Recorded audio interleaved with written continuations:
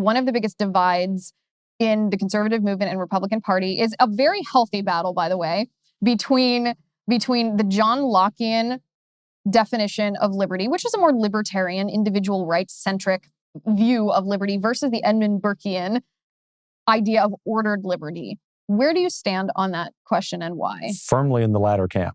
I am a Burkean through and through, particularly a Kirkian, although there's some tension between Burke and Kirk, just to continue this geek out with you, which is a lot of fun.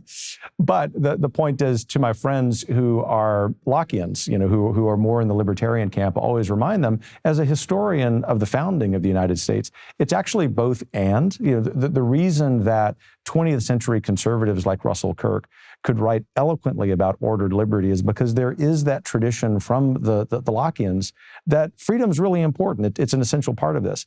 But I will be really blunt and say that as a historian, even before I'm a policy leader, that this country's founding was not Lockean. It was Burkean, almost 100%.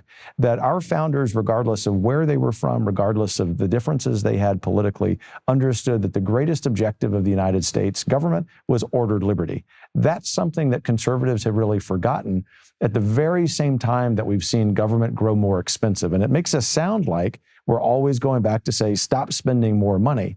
It's not good that we spend the amount of money we do, but that's not the right framing. In other words, that's a very Lockean framing. We need to be talking about humans flourishing, which is something Burke would constantly remind us of. How would you define ordered liberty?